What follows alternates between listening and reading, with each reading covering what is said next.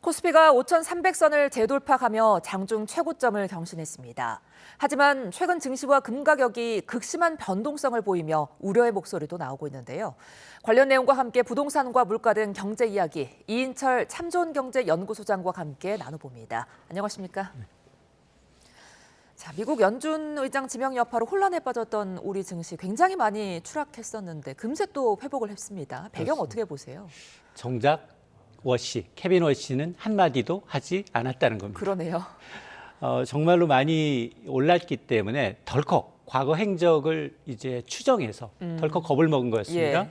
지레 겁먹고 이제 패닉셀, 이른바 이제 이 인플레이션 파이터이기 때문에 달러가 강세로 반전했죠. 그러니까 이제 과도했던 이제 워시 쇼크가 좀 희석되고 정작 이제 미국의 견조한 경제 지표가 확인이 되니까 어제 삼성전자 11% 넘게 올랐어요. 전 처음 봤습니다. 삼성전자 같은 무거운 주식이 시가총액 1위 기업이 11% 올랐습니다.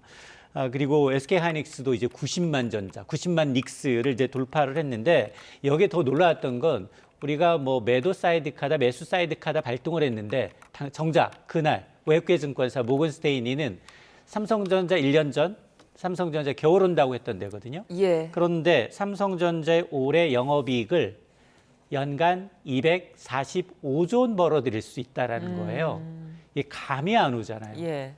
우리가 근무일수로 치면 주말 빼고 하루에 1조씩 영업이익을 벌어들인다는 얘기예요. 불과 한 몇 달 전만 하더라도 올해 삼성전자 영업이익 100조 미만 한 80조 원 이상 했어요. 그러다가 눈높이가 점점 높아지는 거예요. 아니야, 100조 원 넘을 것 같아. 무슨 얘기 135조 원. 그러다 245조 원까지 튄 거예요. 이게 왜 이러냐. 디램 가격이 1년 전에 한 1달러, 2달러 내외였어요. 지금 뭐 7, 8달러 이상 넘어가가지고 6배까지 올랐어요. 그리고 1분기에 또 100% 이상 오를 가능성이 있다라고 하니까 지금 뭐 반도체 랠리는 좀 더 이어지지 않겠느냐라는 기대감이 있고요.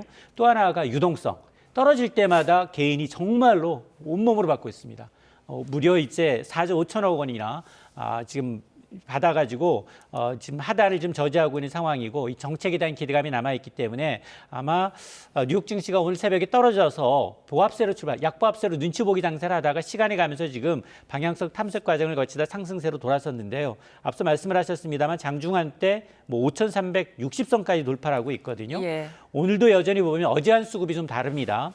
어제는 개인이 매도를 했다면 오늘 외국인이 1조 3천억 원 매도하고 있지만 기관과 그리고 오늘 개인이 쌍끌이 매수를 하면서 반도체가 잠깐 쉬어가고 있는데 나머지 종목들이 좋아 보입니다. 자, 말씀 도중에 속보가 한 가지 들어와 전해드리겠습니다. 어제 오후 경기 시흥시에 있는 SPC 삼립 시화 공장에서 발생한 화재는 식빵 공장에서 빵의 모양을 만드는 정형기와 빵을 굽는 오븐 근처에서 발생한 거로 YTN 취재 결과 확인됐습니다. 오늘 SPC 공장 합동 감식에 참여한 경찰과 소방 관계자들은 1차 감식을 통해 이 같은 결론을 내린 거로 파악됐습니다. 특히 합동감식 참여 기관들은 전기적 요인에 의한 화재 가능성보다 빵을 만드는 기계 등에서 화재가 시작됐을 가능성에 더 무게를 두는 거로 확인됐습니다. 오늘 오전 10시부터 경찰과 소방당국, 한국가스안전공사가 함께 2시간 정도 화재 현장 감식을 진행했습니다. 이번 합동감식에는 경찰 과학수사대 12명을 포함해 모두 30명 정도가 참여했는데 이들 기관은 내일 오전에도 SPC 공장에 대한 2차 합동감식을 이어갈 예정입니다. 계속해서 경제 관련 이야기 이어가 보겠습니다. 자, 그런데 지금 최근 우리 주식시장이 변동성이 굉장히 큰 게 이렇게 쑥 올랐다가도 또 확 빠지기도 하고 이렇거든요. 이런 변동성을 가장 큰 요인은 뭐라고 보십니까? 일단은 이제 트럼프 리스크입니다. 트럼프 리스크가 가장 크고요. 미증시 변동성도 상당히 커요. 그동안은 사실 한국 증시 변동성 그다지 크지는 않았습니다. 그런데 최근 들어서 빅테크 기업들 반도체 비중이 워낙 높거든요. 미국도 마찬가지입니다. 필라델피아 반도체 업종 지수의 비중이 워낙 높다 보니까 미국 빅테크 기업들이 흔들리게 되면 우리 곧바로 대장주 1, 2위 삼성전자, SK하이닉스가 좀 움직일 수밖에 없는 상황인데요. 이 트럼프 리스크라는 게 언제 어떤 이슈로 터질지 모르거든요. 이 시한폭탄과 같습니다. 그래서 사실은 앞으로도 마찬가지입니다. 이 연방대법원의 상호관세 최종 판결이 나오고 난 다음에 트럼프가 어떻게 반응할 것이냐. 아마 품목별 관세로 대응할 것이라는 예측이 나오고 있지만 그 예측을 빗나갈 수도 있거든요. 또 하나가 꺼진 불도 다시 보자입니다. 워시, 이 케빈 워시의 경우는 아직 아무 말도 하지 않았지만 상원 은행위원회 인준 과정이 있습니다. 그때 발언을 주목해야 합니다. 실제로 이 사람이 굉장히 매파 성향이 강하고 달러화의 강세를 이끌 사람인지, 왜냐, 미국의 통화 정책이 바로 우리나라 한국의 통화 정책에 직간접적인 영향을 미칠 수밖에 없기 때문에 이런 변수들이 워낙 많다 보니까 우리가 이제 따라가는 건데요. 그럼에도 불구하고 우리가 지금 코스피 5,200, 300을 돌파하면서 국내 기업들의 어떤 독보적인 실적이 탄탄히 받쳐주다 보니까 미국발 충격은 오전에 잠깐 흡사하고 오후에는 또 반등하는 모습을 보여주고 있기 때문에 가장 중요한 건 우리 기업들의 이익이 훼손되지 않는 게 중요합니다. 예. 그런데 지금 우리 증시뿐만 아니라 대표적인 안전자산으로 꼽히는 금도 변동성이 상당합니다. 비트코인보다 지금 변동성이 높다고 하는데 왜 이렇게 된 겁니까? 이게 사실은 워시 쇼크했다는 레버리지 청산이 좀 있었고요. 뭐 하루 만에 10% 넘게 이렇게 예. 급등락한 건 이례적이거든요. 예. 특히나 이제 미국과 중국의 상품 거래소들이 변동성이 이렇게 커지니까 증거금을 인상을 했어요. 상품 선물 거래할 때는 10% 정도의 이 증거금만 있으면 되는데 이 증거금을 더 올리니까 추가 자금을 넣지 못한 투자자들이 오히려 강제 청산이 되다 보니까 금이 비트코인보다 변동성이 더 커지는 사례가 있고요.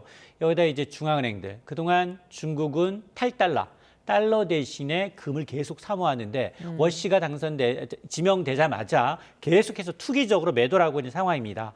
자, 그러다 보니 지금 전통적인 안전자산인 금이 정책에 대한 불확실성 또 과도한 레버리지로 맞물리다 보니까 오히려 비트코인보다 더 위험한 자산으로 지금 변동성이 커지는 역전 현상이 나타나고 있습니다. 예, 그런가 하면 비트코인 가격도 크게 하락했는데 일각에서는 뭐 거의 최저점에 다가왔다 이렇게 분석을 하기도 하던데 어떻게 보세요? 맞습니다. 고점 12만 6천 달러 대비 40% 넘게 빠졌습니다. 예. 7만 2천 달러 찍고 지금 7만 5, 6천 달러에서 거래가 되고 있는데 사실 황금기를 기대하면서 투자했던 이 개인 투자자들이 시장에서 좀 떠나고 있고요. 여기다 워시 쇼크와 달러의 역습입니다.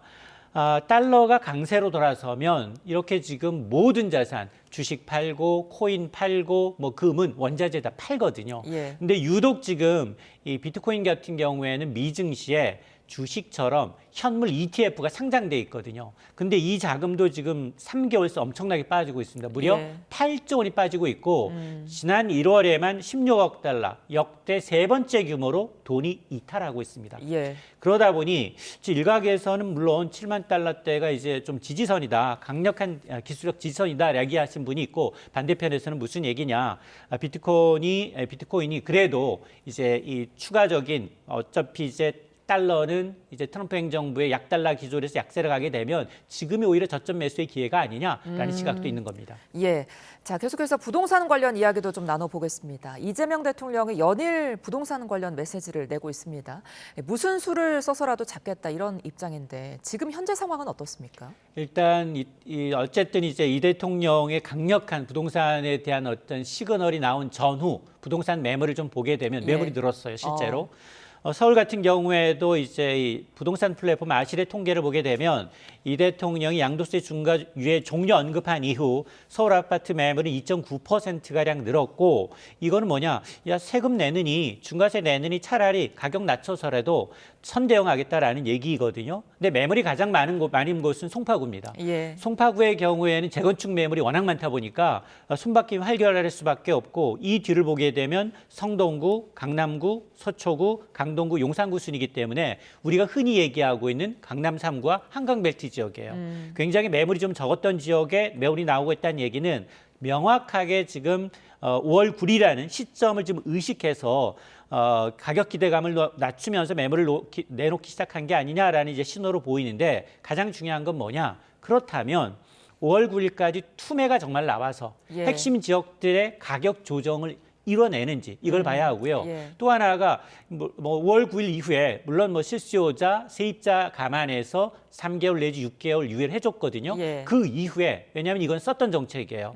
문재인 정부 시절도 보유세 강화했거든요. 예. 그런데 당시에도 어떤 게 나왔느냐? 끝나고 난 다음에는 아예 매물이 잠김 현상이 나오고 잠김 현상이 계속 오래되게 되면 오히려 전세 가격을 더 올리는 그런 부작용이 있었기 때문에 잔금과 등기 이후 이제 매물 잠김 용사 이런 것들이 얼마나 이제 정부가 이제 차곡차곡 추가적인 대책을 내놓느냐에 따라 좀 달라질 수 있습니다. 그러니까 이재명 대통령이 이제 지금 중과 유예를 이제 끝내면 분명히 이제 뭐 언론이나 전문가들이 매물 잠길 거다 이런 이야기 할 거다 하면서 비판하기도 했잖아요. 맞습니다. 앞으로 이제 부동산 가격 전망을 좀 해볼까요? 어떻게 될까요? 지금 부동산 시장의 가장 큰 어떤 이제 주 매수세가 30대예요. 네. 근데 30대는 자산이 그렇게 많지 않습니다. 그런데 서울 아파트 평균 가격이 15억 원이에요. 지금 아파트 이제 3.3제곱미터당 분양 가격이 5천만 원을 넘어섰기 때문에 우리가 흔히 얘기하는 국민평형에 청약한다 하더라도 17억 원 정도는 마련해야 돼요. 근데 현실적으로 17억 원짜리 서울 아파트를 사기 위해서 대출은 4억 원으로 제한이 돼 있습니다. 15 대책에 의해서 예. 6억에서 더 낮아졌거든요. 그런데 대출 안 받고 17억짜리 아파트를 선뜻 살 수 있는 사람은 거의 없어요. 자, 그래서 지금 30, 40대가 영끌하는 이유는 공급 절벽이에요. 근데 지금 나온 대책, 129 대책은 대부분 첫 삽 뜨는 게 2028년에서 30년.